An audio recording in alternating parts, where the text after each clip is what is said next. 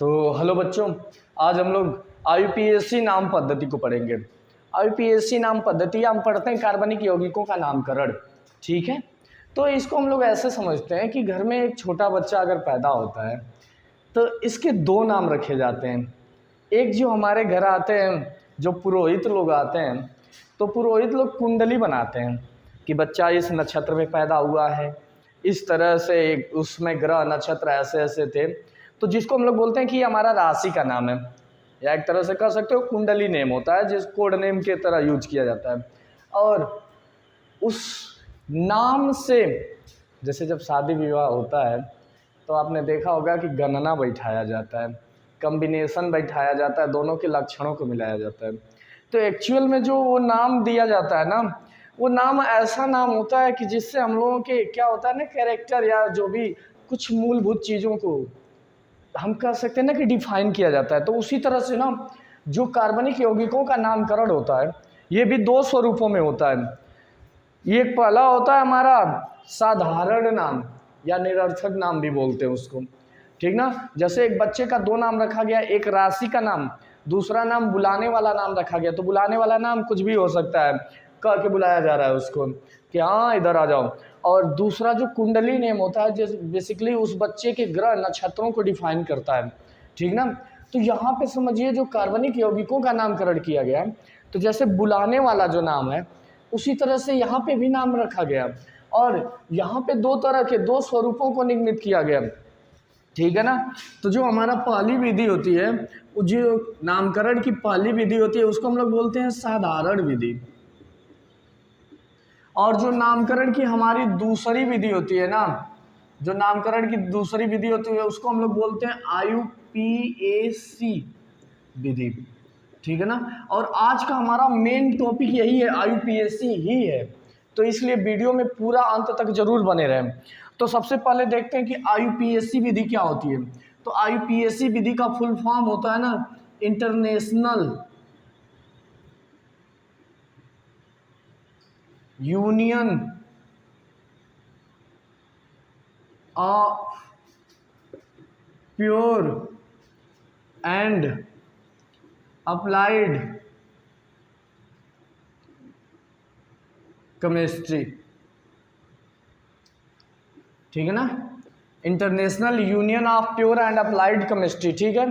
तो अब ये बेसिकली ना एक इंटरनेशनल ग्रुप है, मतलब नामकरण की एक ना अंतर्राष्ट्रीय पद्धति होती है। अंतर्राष्ट्रीय कहने का मतलब ना कि ये एक ऐसी पद्धति है, यदि मैंने किसी चीज़ को कह दिया कि आईयूपीएसी नाम में इसका, जैसे मान लेते हैं कि हमारा ये कोई एलिमेंट है और मैंने कह दिया ना कि आईयूपीएसी विधि में इसका नाम ए है, तो ये जो ए नाम होगा ना वो सभी देशों में मान्य होगा। यही हमारी आईपीएसी विधि होती है। आईपीएसी विधि इंटरनेशनल मेथड होती है नामकरण की, और ये ना किसी पदार्थ के होल स्ट्रक्चर को डिफाइन करती है। तो हम लोग देखेंगे ना कि पूरे के पूरे स्ट्रक्चर को ये विधि कैसे डिफाइन कर रही है, ठीक है। तो अब सबसे पहले तो ये समझिएगा, जो साधारण विधि होती है, जो नामकरण की साधारण विधि है, और ये साधारण विधि का कहने का मतलब है ना कि एक सामान्य बोलचाल की भाषा में जो नाम रख दिया जाए, जैसे, और ये ना स्थान के हिसाब से बदल जाती है।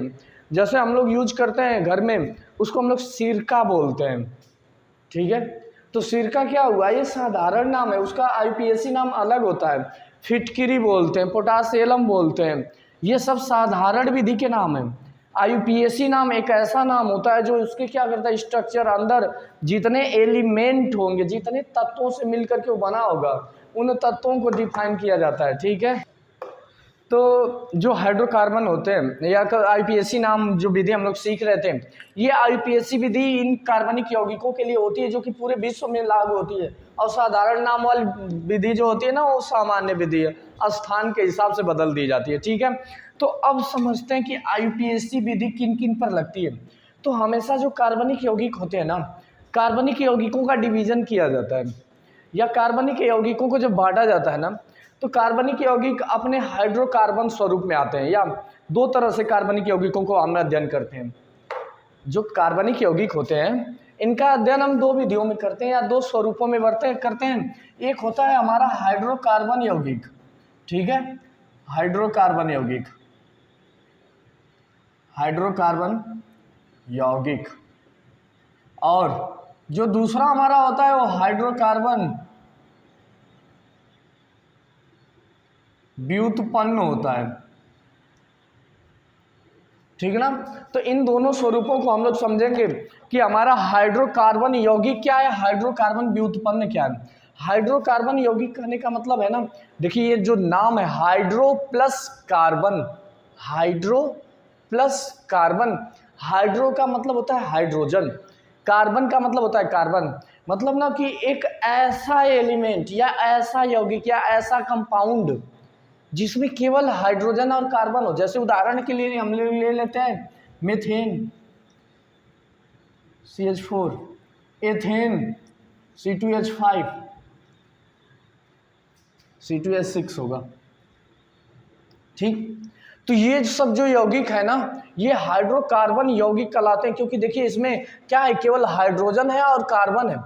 तो वे यौगिक जिनमें हाइड्रोजन और कार्बन पाया जाता है हाइड्रोकार्बन यौगिक कहलाते हैं। मतलब कह सकते हैं ना कि कोई कंपाउंड यदि हाइड्रोजन और कार्बन से मिलकर के केवल बना हो, केवल हाइड्रोजन प्लस कार्बन, वे हाइड्रोकार्बन कहलाएगा। दूसरा होता है हाइड्रोकार्बन व्युत्पन्न। हाइड्रोकार्बन व्युत्पन्न का मतलब होता है ना कि कोई ऐसा यौगिक हम ले लेते हैं जिसमें हाइड्रोजन और कार्बन हो लेकिन व्युत्पन्न हो। व्युत्पन्न का मतलब होता है, व्यू का मतलब होता है दूसरे से, उत्पन्न का होने का मतलब होता है ना उत्पन्न होने वाला, जो दूसरे से उत्पन्न होता है। मतलब ना कि इसमें एक ऐसा यौगिक मिलेगा हमें जिसमें हमें ना हाइड्रोजन भी होगा, कार्बन भी होगा, हाइड्रोजन भी होगा, कार्बन भी होगा, और साथ साथ इसके कुछ अदर एलिमेंट भी होंगे। जैसे में अगर हम देख लें तो अगर कोई एग्जांपल ले लेते हैं C2H5Cl, यहाँ पे देखिए कार्बन भी है, हाइड्रोजन भी है और क्लोरीन भी है। तो क्लोरीन एक अलग एलिमेंट हो गया ना, तो इसको हम लोग बांटते हैं हाइड्रोकार्बन व्युत्पन्न में। मतलब ना कि जो यौगिक होते हैं, कार्बनिक यौगिक होते हैं, ये दो भागों में बांटे जाते हैं। एक होता है हाइड्रोकार्बन यौगिक और दूसरा होता है हाइड्रोकार्बन व्युत्पन्न। हाइड्रोकार्बन यौगिक का मतलब जिसमें केवल हाइड्रोजन और कार्बन पाया जाए, और हाइड्रोकार्बन व्युत्पन्न का मतलब होता है कि जिसमें हाइड्रोजन और कार्बन के साथ साथ अन्य क्रियात्मक समूह, क्लोरीन का हो गया, फ्लोरीन का हो गया, आयोडीन का हो गया, ब्रोमीन का हो गया, इन स्वरूपों को भी जोड़ा दिया जाए, ठीक है ना। तो ये दो स्वरूप में होते हैं। अब हाइड्रोकार्बन यौगिक इनको भी दो भागों में बांट दिया जाता है, ठीक है। और इन्हें जब बांटा जाता है तो इधर हम लिखते हैं, उधर जगह स्पेस थोड़ा कम होगा, तो यहाँ से लिखते हैं हाइड्रोकार्बन यौगिकों के बारे में। हाइड्रोकार्बन यौगिक, इन्हें हमारा यदि बांटा जाता है तो इनको हम बांटते हैं। तो हाइड्रोकार्बन यौगिक जब बढ़ते हैं तो ये बढ़ते हैं सबसे पहले एलिफैटिक यौगिक,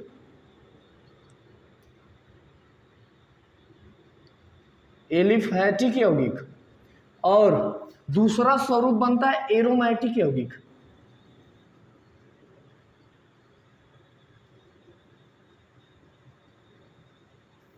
पहला हमारा क्या हो गया, एलिफैटिक यौगिक, दूसरा हो गया एरोमेटिक यौगिक। देखिए ये बेसिकली ना आईपीएसी नाम, जो आईपीएसी विधि होती है ना, इसके बेसिक एलिमेंट है।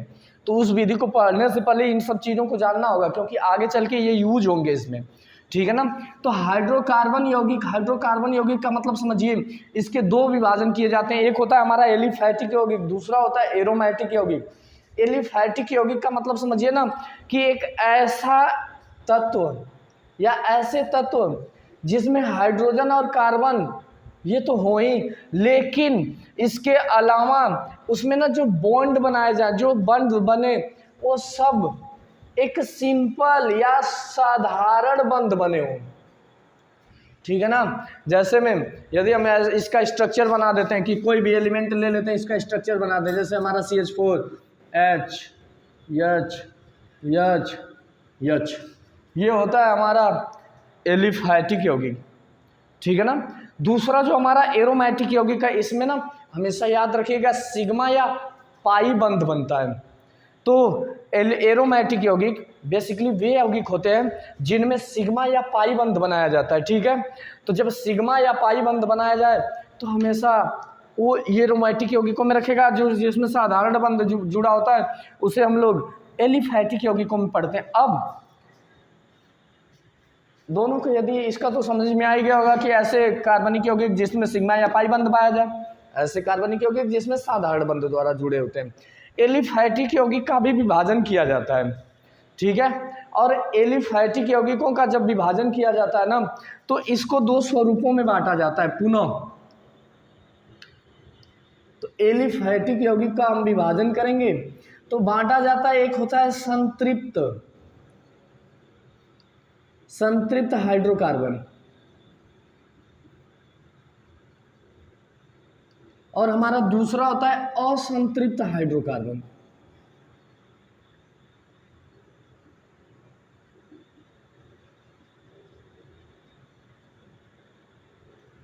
ठीक है, संतृप्त हाइड्रोकार्बन, असंतृप्त हाइड्रोकार्बन। तो संतृप्त हाइड्रोकार्बन मतलब ना ऐसा हाइड्रोकार्बन, हाइड्रोकार्बन का मतलब तो आप समझ ही रहे होंगे, ठीक है ना, कि जिसमें हाइड्रोजन और कार्बन पाया जाए। तो ऐसा हाइड्रोजन या कार्बन का मिश्रित कंपाउंड जिसमें ना केवल एक बंध जुड़ा होता है या केवल एक बंध पाया जाए। तो अगर ना इसका मुख्य विशेषता क्या हो गई, एक बंधीय होता है,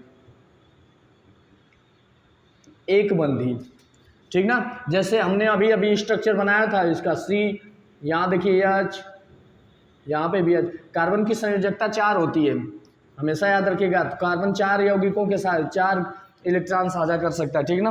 अब देखिए सब में क्या है, केवल एक एक बंध है, ठीक है ना।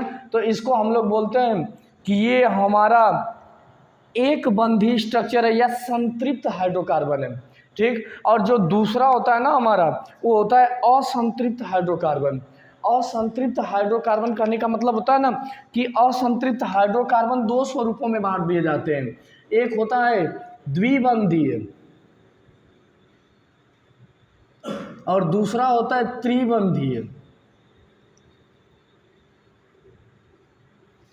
ठीक है ना। द्विबंधीय, त्रिबंधीय, और ये हमारा क्या है, एक बंधीय, ठीक। तो जब द्विबंधीय या त्रिबंधीय तो हो जाता है हमारा, ये हमारा एक बंधीय, ठीक ना। तो असंतृप्त करने का मतलब, अब इसको हम लोग देखते हैं। तो इसमें जैसे बेसिकली हमने कार्बन को बनाया, ठीक है, हमने बना लिया C डबल बॉन्ड C, एक तो H इधर कर दिया, एक H इधर कर दिया, एक H यहाँ कर दिया, एक H। अब देखिए कार्बन 4 संयोग कर सकता था, 1 2 3 4, 1 2 3 4, ठीक ना। तो इसका हम कर सकते हैं C2H4, जिसका नाम होता है एल्किन, एथीन होता है, ठीक ना। तो इनके अब ये जो चीज़ें हैं ना, आप समझिएगा कि इन स्वरूपों का अध्ययन, एक बंधीय द्विबंधीय, तो जिसमें जितना बंध कम होता है ना उतना ही ज़्यादा कांस्टेंट होता है या संतृप्त होता है, ठीक ना, कांस्टेबल होता है। तो अब यहाँ पे समझिएगा, तो ये स्टेबल है, ये कम स्टेबल है, ये उससे भी कम स्टेबल होते हैं, ठीक। तो इनको हम लोग बोलते हैं संतृप्त हाइड्रोकार्बन, असंतृप्त। और ये हमारे असंतृप्त हाइड्रोकार्बन दो भागों में बांट गए, द्विबंधीय और त्रिबंधीय, ठीक है ना। अब जब हम इन लोगों के बारे में पढ़ते हैं ना, तो जब इनका अध्ययन किया जाता है, तो इनका अध्ययन करने के लिए, हम लोग क्या करते हैं ना, ग्रुप्स, यहाँ पे ग्रुप्स बने हुए हैं कि एक बंधीय के लिए एल्केन ग्रुप, द्विबंधी के लिए एल्कीन ग्रुप और त्रिबंधी के लिए एल्काइन ग्रुप, ठीक है ना। अब समझिए, जब कार्बन आपस में, मतलब कार्बन और कार्बन के बीच एक बंध हो तो उसे एल्केन ग्रुप में पढ़ते हैं, द्विबंध हो तो उसे एल्कीन ग्रुप में पढ़ते हैं। तो अभी ना इन लोगों के स्ट्रक्चर को हम लोग देखते हैं, इधर देखिएगा। तो अब हमारा जो आता है क्रियात्मक समूह या कार्बन पे बंधों पे आधारित, क्योंकि यहाँ पे देखिए संतृप्त हाइड्रोकार्बन, असंतृप्त हाइड्रोकार्बन, ये लोग क्या है, बंधों के आधार पे बांटे गए हैं। जिसमें एक बंध है वो संतृप्त है, जिसमें द्विबंध या त्रिबंध है वो असंतृप्त है। तो अब इनको हम लोग पढ़ते हैं ना, तो alkane group, alkene group, alkyne group, और इसका फार्मूला होता है ना CnH2n+2, इसका होता है CnH2n, इसका होता है CnH2n-2, ठीक है ना। ये 3 ठो हमारे ग्रुप्स होते हैं जो कि क्या इन बंधों को या संतृप्त और असंतृप्त हाइड्रोकार्बन या कर सकते हैं एलिफैटिक यौगिकों के लिए बनाए जाते हैं, पढ़ने के लिए, ठीक है ना। और यहीं से हमारे मूल शब्द जैसे एथेन, मीथेन, ये सब सारी चीज़ें होती है ना, उनमें इनका बहुत ज़्यादा योगदान होता है, ठीक है।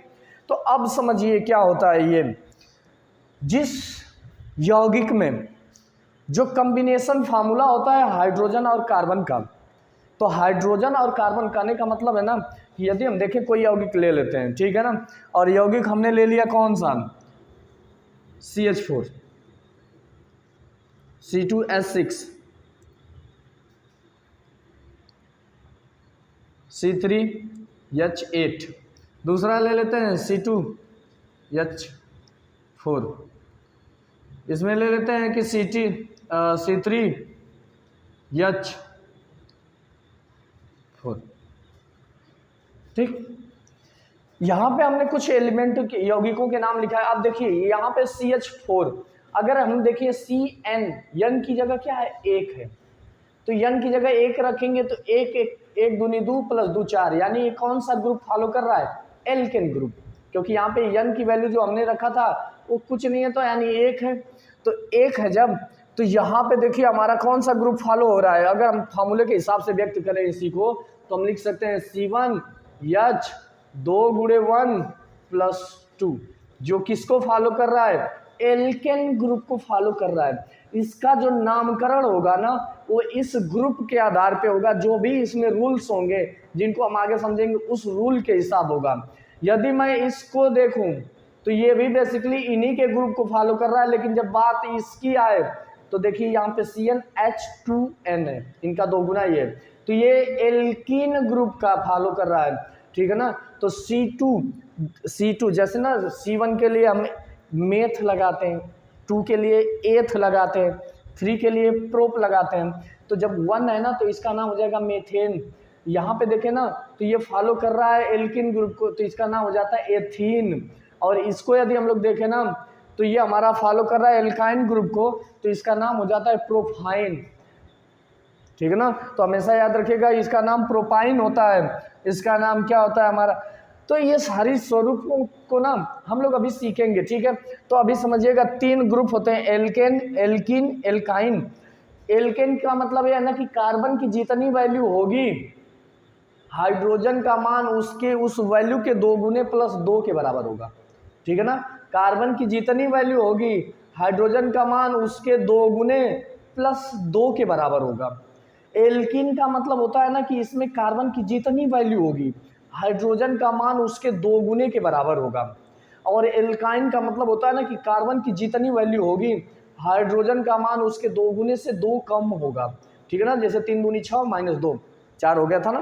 तो ये सारी स्वरूपों या इन्हीं ग्रुप्स को, तो अभी आई होप आपको समझ में आ गया होगा कि यदि कार्बन के मान से या कार्बन की संख्या के 2 गुने से 2 अधिक हाइड्रोजन है तो एल्केन ग्रुप का है। और उसमें क्या होगा, सभी कार्बन के बीच ना सिंपल या सिंगल बॉन्ड होगा, ठीक है ना, अकेला बॉन्ड होगा, कार्बन कार्बन के बीच अकेला बॉन्ड बनाएंगे हम लोग, ठीक है ना। ये IPSC नाम में बंध बनाने की प्रक्रिया आपको विधिवत आनी चाहिए, ठीक है। तो याद रखिएगा कि आपको यदि एल्केन ग्रुप का है तो उसमें सिंपल या एक सिंगल बॉन्ड बनाना है, एल्कीन ग्रुप का है तो उसमें डबल बॉन्ड बनाना है। तो अब एल्कीन ग्रुप का है या नहीं ये जानने के लिए आप हमेशा देखेंगे कि कार्बन की वैल्यू जितनी भी हो संख्या उसका 2 गुना हाइड्रोजन होना चाहिए, और एल्काइन ग्रुप में कार्बन की वैल्यू जितनी भी हो हाइड्रोजन का मान उसके 2 गुने से 2 कम होना चाहिए केवल, ठीक है ना। जैसे इसमें देख लेते हैं तो जो भी है, ठीक। और एल्केन ग्रुप का एक इसको हम लोग बोल सकते हैं कि ये सिंगल बॉन्ड होता है, इसमें क्या लगाया जाएगा, हमेशा सिंगल बॉन्ड, अकेला, ठीक है ना, ये सिंगल बॉन्ड है, ठीक। एल्केन ग्रुप में क्या होगा, सिंगल, एल्कीन ग्रुप में क्या होगा, डबल बॉन्ड होगा, ठीक ना। और एल्काइन ग्रुप में हमारा ट्रिपल बॉन्ड होता है। तो अब इन तीनों चीज़ों को याद रखिएगा। एल्केन ग्रुप यदि हमारा फार्मूला फॉलो किया कार्बन इस ग्रुप को तो हम लोग बनाएंगे सिंगल बॉन्ड, एल्कीन को तो डबल बॉन्ड, एल्काइन को तो ट्रिपल बॉन्ड होगा, ठीक है ना। तो इसमें आप लोग इसे एक बार उतार लीजिए, फिर इसके आगे हम आपको समझाते हैं। तो आप लोगों ने नोट कर लिया होगा, ठीक है। तो अब हम लोग समझते हैं ना, ये तो रहा हमारा alkane group, alkene group, alkyne group, ठीक है। एल्केन ग्रुप का मतलब हो गया कि एक ऐसा स्ट्रक्चर जिसमें कार्बन क्या करता हो, या कार्बन हमारा सबके साथ सिंगल बॉन्ड बना रहा हो। एल्किन ग्रुप का मतलब क्या हो गया कि डबल बॉन्ड बना रहा हो, ठीक ना। और एल्काइन ग्रुप का मतलब हो जाएगा कि कार्बन आपस में ट्रिपल बॉन्ड बना रहा हो, ठीक है। तो ये सारी चीज़ें ना आपको देखना होता है। तो इन सब चीज़ों को तो हो गया। अब हम लोग आगे समझेंगे कि IUPAC नाम पद्धति, जो अब मेन टॉपिक है हमारा, अब उसको देखते हैं कि जो हमारा IUPAC नाम पद्धति होता है, और IUPAC नाम पद्धति में जो हमारा प्रथम रूल होता है ना, वो देखिए 2 रूल मुख्य रूप से हैं, वो दोनों रूल के अंदर रूल बनते हैं। तो पहला रूल ये कहता है ना कि जो हमारे हाइड्रोकार्बन्स हैं इनके साथ साथ हम लोग क्रियात्मक समूहों के नाम को जोड़ करके लिखेंगे। क्रियात्मक समूह, अब क्रियात्मक समूह को समझते हैं क्या होते हैं। तो ठीक है ना, हाइड्रोकार्बन्स के साथ जैसे मैंने यहाँ पे लिखा था व्युत्पन्न, तो व्युत्पन्न का मतलब हो जाता है ना कि हाइड्रोकार्बन के साथ कुछ और एलिमेंट एक्स्ट्रा ऐड हुए, जैसे यहाँ पे क्या हुआ, ऐड हुआ है Cl, ठीक है ना। तो ये क्रियात्मक समूह होते हैं, ठीक है ना। जैसे क्लोरीन का हो गया, फ्लोरीन का हो गया, ब्रोमीन का हो गया, ये सब क्रियात्मक समूह होते हैं। इनका नाम भी हम जोड़ करके लिखते हैं। और जो नाम जोड़ करके लिखने की पद्धति होती है ना, वो लिखने की पद्धति किस प्रकार होती है उसे हम लोग डिटेल में देखते हैं अब, ठीक है। तो इन सब चीज़ों को मिटाते हैं, अब समझते हैं अपना जो हम लोगों का मेन टॉपिक है, ठीक है, एल्केन ग्रुप। देखिए परेशान ना होइएगा, बहुत ही आसान तरीके से आपको सिखाया जाएगा, एकदम हर एक चीज़ को डिटेल्ड में। आप वीडियो को 1 बार 2 बार ज़रूर देख लें, सब चीज़ें आसानी से समझ में आ जाएंगी। ये IUPAC नाम केवल नाम से खतरनाक लगती है, बहुत आसान है, ठीक है।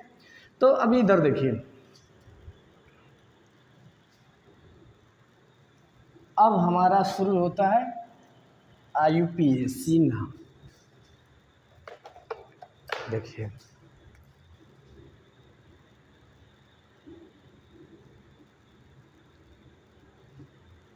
अब हमारा IUPAC नाम सिस्टम या IUPAC विधि को हम शुरू करते हैं। देखिए अभी तक हम लोग ना इसका बेस बना रहे थे, और बेस के बाद आप शुरू करते हैं तो इसमें ना कुछ चीज़ें होती हैं। IUPAC नाम लिखने के कुछ शब्द होते हैं, जैसे इसमें ना हम अगर बांटे तो हमारा जो IUPAC नामकरण होता है वो सबसे पहले पूर्व लग्न में टूटता है,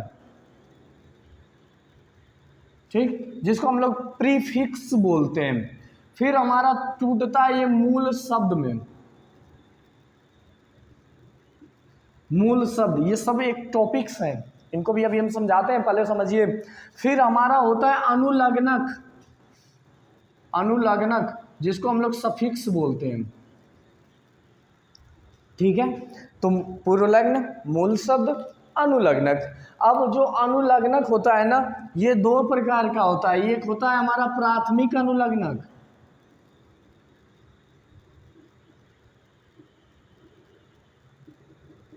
अनुलग्नक, और दूसरा हमारा होता है द्वितीयक अनुलग्नक,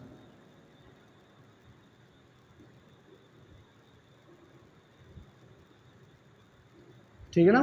प्राथमिक अनुलग्नक और द्वितीयक अनुलग्नक। अब इन चीज़ों को देखिए, प्राथमिक अनुलग्नक अब समझते हैं कि पहले इन लोगों के एक एक। पूर्व लग्न, पूर्व, पूर्व का मतलब होता है पहले, लग्न का मतलब लगने वाला। तो जब कोई शब्द ना किसी शब्द के पहले लगता है तो उसे हम लोग पूर्व लग्नक, लग्न बोलते हैं, या पूर्व लग्न शब्द बोलते हैं, या अंग्रेजी में बोले तो इसको प्रीफिक्स बोलते हैं, ठीक है ना। और दूसरा होता है, जैसे नाम आता है ना कि क्लोरोमेथेन, ठीक, तो ये क्लोरो क्या है, आखिर मेरा मूल शब्द तो मेथेन है या मेथ है, ये क्लोरो वर्ड कहाँ से आया, तो ये क्लोरो वर्ड बेसिकली पूर्व लग्नक है, ठीक है ना। कुछ पूर्व लग्नक का भी काम करते हैं, अनुलग्नक का भी काम करते हैं, तो उनको सब चीज़ों को डिफाइन किया जाएगा। तो पूर्व लग्नक का मतलब होता है ना कि हमारा जो मूल एलिमेंट बनने वाला, जो यौगिक बनेगा हाइड्रोकार्बन का, तो हाइड्रोकार्बन नाम से पहले जो शब्द जोड़े जाएंगे वो हमारे पूर्व लग्नक होते हैं। मूल शब्द, जैसे मैं अगर पूर्व लग्नक की बात करें हम, तो जैसे हमारा हो गया फ्लूओरो, ठीक है ना। तो एक एक जैसे हम थोड़ा सा पूर्व लग्नक शब्दों में बात, फ्लूओरो, जब भी ना जो हमारा क्रियात्मक समूह होता है वो फ्लोरीन को जोड़ दिया जाए, ठीक है ना, तो इसको हम लोग फ्लूओरो बोलते हैं। Cl को यदि हम जोड़ देते हैं, Cl को जोड़ें तो इसको हम लोग क्लोरो बोलते हैं। मतलब ना मेथेन से, मेथेन में यदि हम हाइड्रोकार्बन व्युत्पन्न बना रहे हैं और फ्लोरीन जुड़ा हो लास्ट में तो ये हो जाएगा फ्लूओरोमेथेन। क्लोरीन जुड़ा हो तो क्लोरोमेथेन, ठीक। ब्रोमीन जुड़ा हो तो हो जाएगा ब्रोमोमेथेन, ठीक। आयोडीन जुड़ा हो तो हो जाएगा आयोडोमेथेन, ठीक। NH2 जुड़ जाए, ठीक ना, क्योंकि देखिए ये भी हमारा एक तो क्रियात्मक समूह है, ठीक। NH2 जुड़ जाए तो एमीन बना देते हैं, लेकिन ज़्यादातर NO2 जोड़ा जाता है, ठीक है ना। और NO2 क्या हमारा नाइट्रो होता है, NO2 ये जब जुड़ता है ना तो हम इसको बोलते हैं नाइट्रोमेथेन, ठीक है ना। तो ये कुछ एलिमेंट होते हैं जो कि क्या करते हैं, हमारे जो हाइड्रोकार्बन यौगिक हैं उनके लास्ट में जुड़ते हैं, लेकिन इनका नाम पहले लिखा जाता है क्योंकि ये पूर्व लग्नक शब्द है या पूर्व लग्नक होते हैं, ठीक है ना। फ्लोरीन हो गया, क्लोरीन हो गया, ब्रोमीन हो गया, आयोडीन हो गया, NO2 हो गया, ठीक है ना। तो और इन लोगों के लिए जो शब्द यूज किए जाएंगे, जैसे हमारा मान लीजिए कि हमने शब्द बना दिया मेथेन का, CH4 हमने बनाया था, लेकिन ये तो मेथेन है, ठीक है, लेकिन हमें अगर इसमें कोई अनुलग्नक वर्ड जोड़ दिया गया, जैसे हमने हाइड्रोजन को 3 करके एक तो Cl जोड़ दिया, तो इसको हम लोग बोलेंगे क्लोरोमेथेन। क्लोरो वर्ड क्या है, तो क्लोरो वर्ड बेसिकली पूर्व लग्नक शब्द है जो मूल शब्द के पहले आता है, ठीक है ना। इन चीज़ों को तो क्लियर हो गया। IPSC नाम में इनका बहुत महत्व है, हमेशा याद रखिएगा। जो पूर्व लग्नक का मतलब होता है कि पहले लगने वाला, और पहले लगने वाला कौन, जो मूल शब्द के पहले लगे, किसके पहले, मूल शब्द के पहले ना। तो ये कुछ चीज़ें होती हैं। एक और होता है हमारा, ठीक है ना, जिसको हम लोग O और R से रिप्रेजेंट करते हैं, और ये होता है एल्काक्सी। तो ये कुछ वर्ड है, इतना ही ज़्यादा नहीं जानना है हमें, बस इतना ही मेन रूप से होते हैं, ठीक है ना।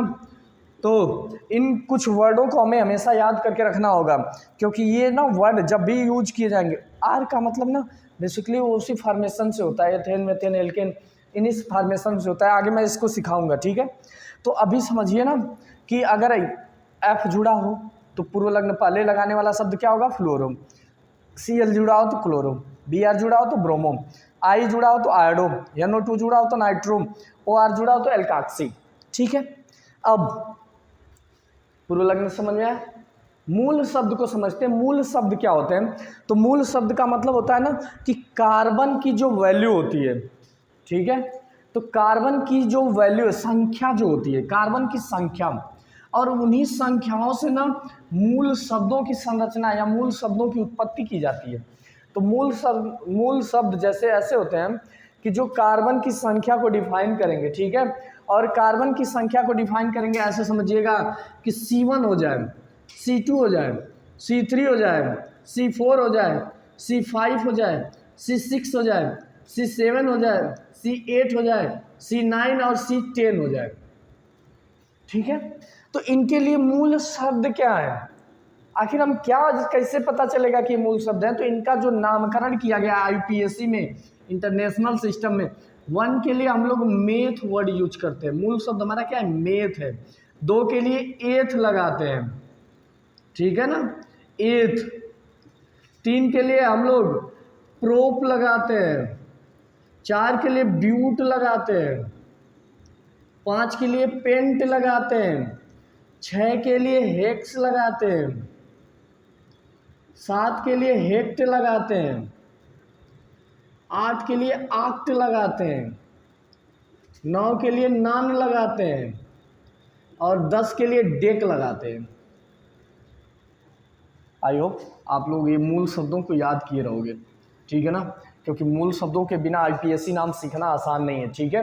तो आप लोग इनको समझिएगा, जब कार्बन की वैल्यू 1 हो जाए, जैसे देखिए यहाँ पे कार्बन कितना 1 है, तो इसको हम लोग बोलेंगे, जैसे अगर ना इनको हटा देते हैं पहले, अभी आसान समझते हैं, ठीक है ना, CH3 नहीं CH4 एक ग्रुप बना देते हैं, तो इसका जो मूल शब्द होगा ना वो मेथ होगा। और ये किस ग्रुप का है, तो हमारा मूल शब्द क्या हो गया, मेथ।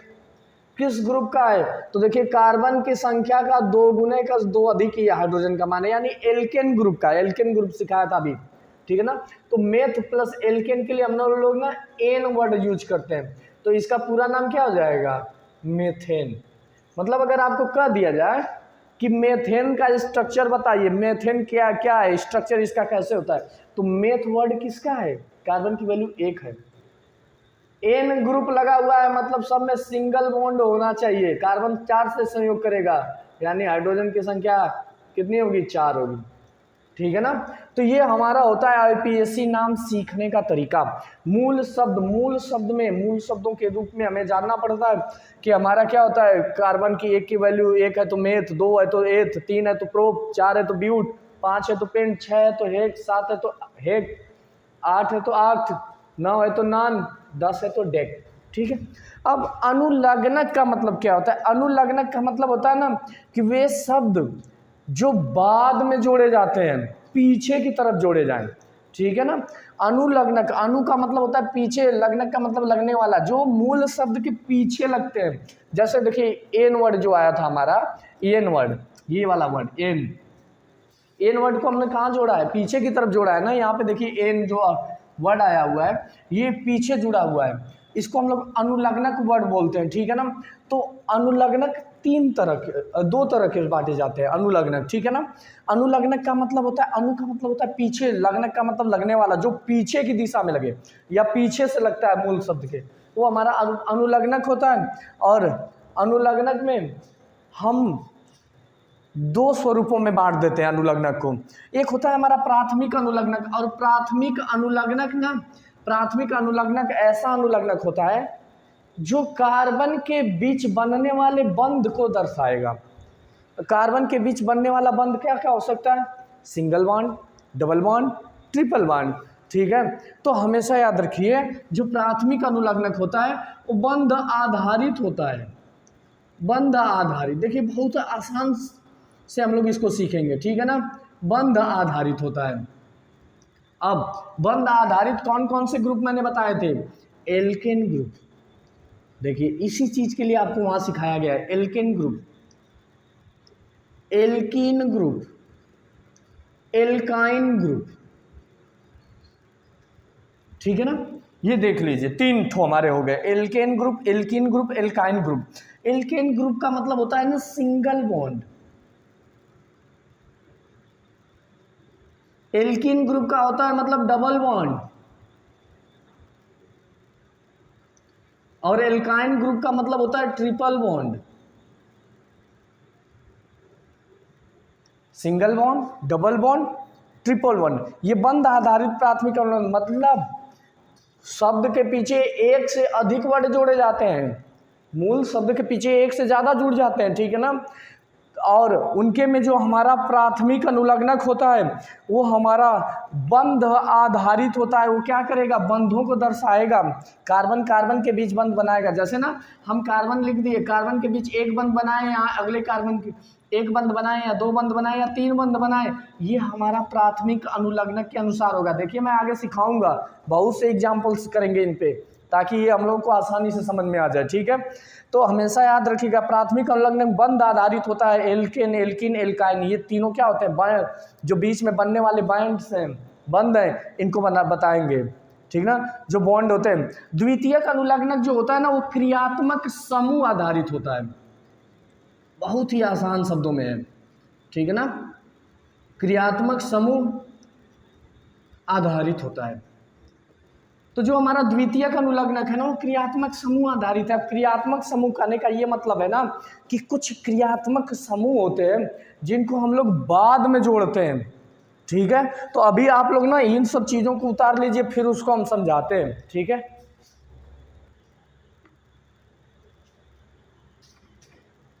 तो चलिए वीडियो रोक करके इसको नोट कर लीजिएगा। अभी हम लोग आगे देखते हैं, ठीक है। अब द्वितीयक अनुलग्नक को समझ रहे थे, तो वीडियो को ज़्यादा लंबा ना करते हुए द्वितीयक अनुलग्नक को समझाते हैं। द्वितीयक अनुलग्नक का मतलब होता है ना कि पहला अनुलग्नक तो बंध आधारित है, बंध के लिए लग गया, और ये क्या एल्केन, एल्कीन, एल्काइन, इन सबों का।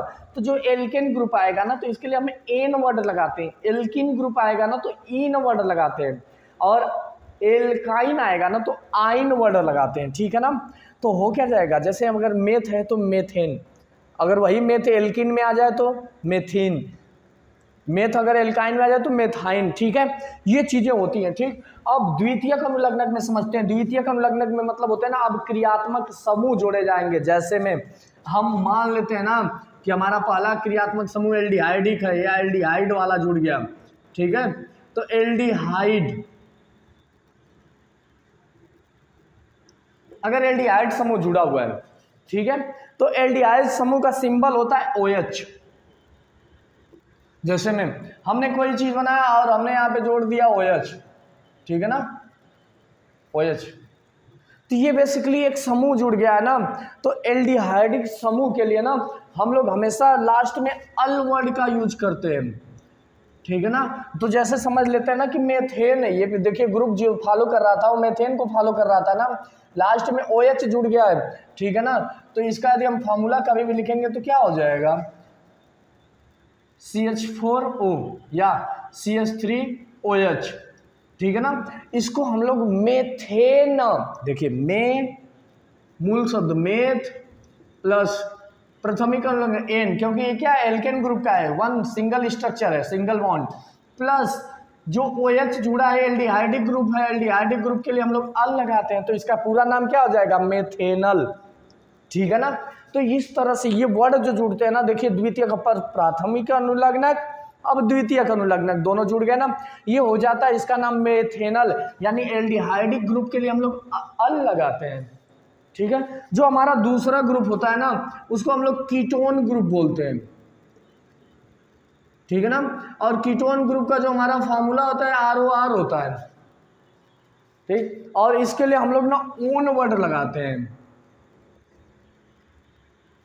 जैसे मेथेन के बाद अगर हमने मान लीजिए कीटोने या कीटोन समूह का हमने कुछ वर्ड जोड़ दिया तो इसको हम लोग बोलेंगे मेथेनोन, ओन वर्ड जुड़ गया कि नहीं, मेथेन प्लस ओन, ठीक। अगला हमारा कार्बोक्सिलिक ग्रुप है जिसका फार्मूला क्या होता है COOH, ठीक है। तो कार्बोक्सिलिक ग्रुप COOH, और इसके लिए जो हम वर्ड यूज करेंगे ना उस वर्ड को करेंगे ओइक। तो कुछ इसी तरह से ना द्वितीयक अनुलग्नक होते हैं, प्राथमिक अनुलग्नक होते हैं, मूल शब्द होते हैं, ठीक है ना। तो आई होप आपने IUPAC नाम के जो बेसिक एलिमेंट है उनको समझ लिया, और जब ये सारे चीज़ें आपको पता हो जाती है ना तो जब IUPAC नाम लिखते हैं ना तो इसका फार्मूला बन जाता है कि सबसे पहले आप कौन सा शब्द लगाएंगे, पूर्वलग्नक प्लस मूल शब्द प्लस प्राथमिक अनुलग्नक प्लस द्वितीयक अनुलग्नक, ठीक है ना।